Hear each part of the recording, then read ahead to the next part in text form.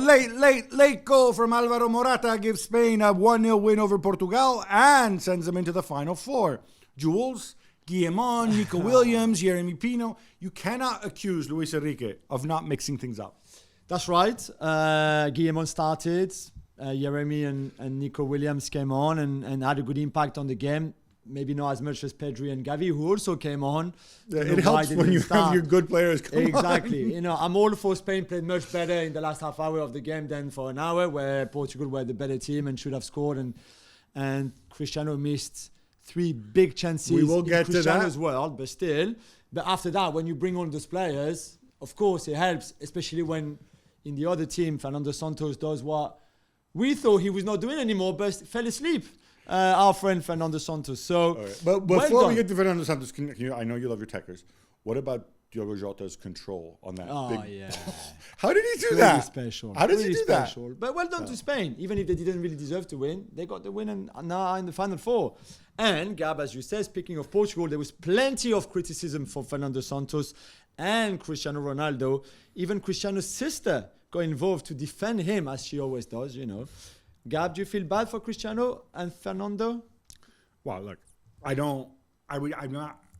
do have some sympathy for Cristiano in the sense that this is a difficult time for him. Obviously not starting for Manchester United, and then getting criticized somewhat internally as well in Portugal, which I think is kind of media. Obola having that front page, more Portugal, less Cristiano, even is very much a new thing for him.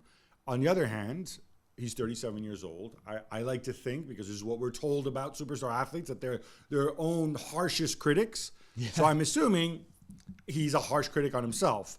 I also think, one of those chances, the one where he had the ball in the box and the left back comes and nicks it from him. You can't see him behind him. But he should take it first time anyway. Should not control the ball. Okay, fine. But maybe you're taught when you're little, shout, man on. Come on, man. But as for Fernando Santos, it was very unlike him, though, to miss those chances. It is very much unlike him. And it also shows you that when you're not playing at club level, sometimes you try to do too much national team level. As for Fernando Santos, you said it's funny, but you put the more attacking lineup out there in theory, in the previous game anyway.